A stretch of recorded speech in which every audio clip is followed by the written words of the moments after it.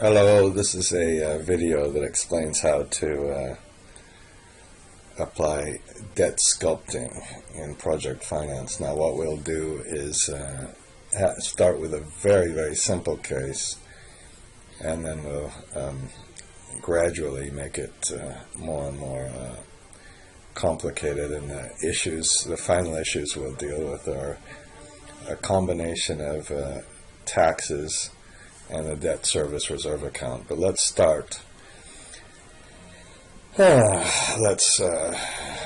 I have a blank sheet. I go to the developer tab. I hope you have your developer tab. You can get from the file menu. Go to Visual Basic and insert, no, how about import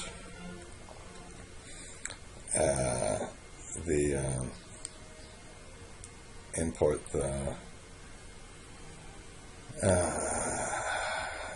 file that's named the generic macros. Okay, and I'll get that, and hopefully if you see it put the generic macros here, and to implement them, can you, oops, oh no, I thought I was in there. Can you just run the auto open? That took a little longer than I wanted it to. Let's make a ridiculously simple case. Let's say we have CapEx just for 1 year. We'll deal with what happens if you have more, and then we'll make an EBITDA. And let's make it increase it by 5%, and we'll just, and then let's go like this, Shift Control 1, maybe we'll put this as 1. Since it's the top row, I can't use Shift Control R yet. I could have used it below, so we have 15 columns. Now, just to get this straight, so now we could put our free cash flows here. You know, this is not quite free cash flows if we have taxes, but Shift Control R, Shift Control 1, IRR, be lazy, please be lazy. Okay, so we have a 13% IRR. Let's put 100 here. How about 70? No, that's too little. 90. Okay, now if we have a debt cost that's below 8%, then we can do something with all our financing. So let's say we have DSCR requirement of 1.4. Okay, then we can compute let's put our EBITDA here, and let's put add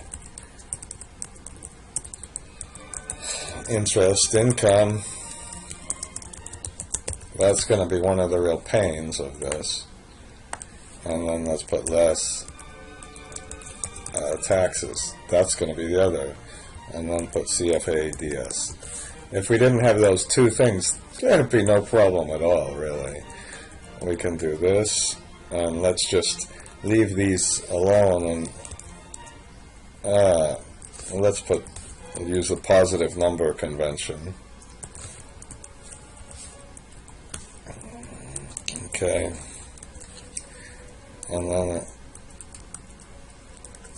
then we have our CFA-DS, and then we can put our required debt service. That's simply that, since the debt service coverage is the CFA-DS divided by the debt service, we can just go backwards and put this. Now, the second thing we can use, which is very nice, and we don't, even if the interest rate changes, we'll show you in a minute, that doesn't cause any problems. let's put PV of debt service, and let's use a 6%, how about a 5% rate, and then we can how about I'll put it down here, I'll put the interest rate, and then I'll put PV of debt service.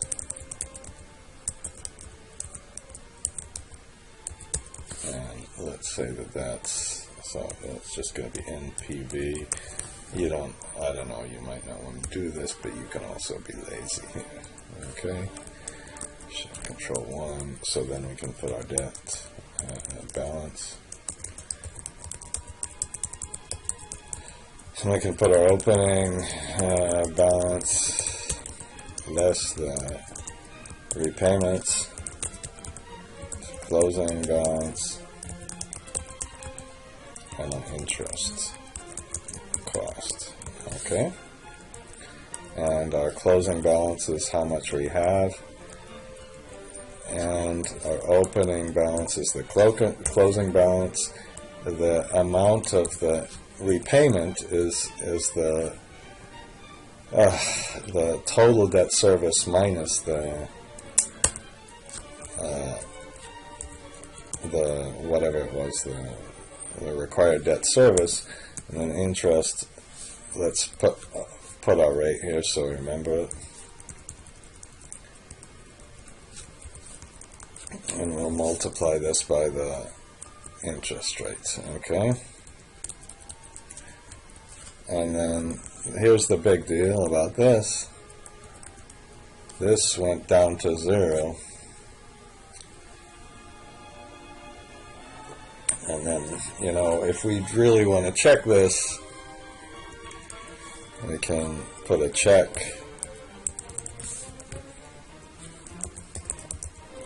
And we have CFADS. And then we put debt service, which is the interest cost plus the repayments, and DSCR, and everything works. Okay, and I think we'll call this our introductory debt sculpting file. So what I'm going to do is save this. I'll put it on our course file, so you don't have to watch me save it, because I'll have to find the right exercise number.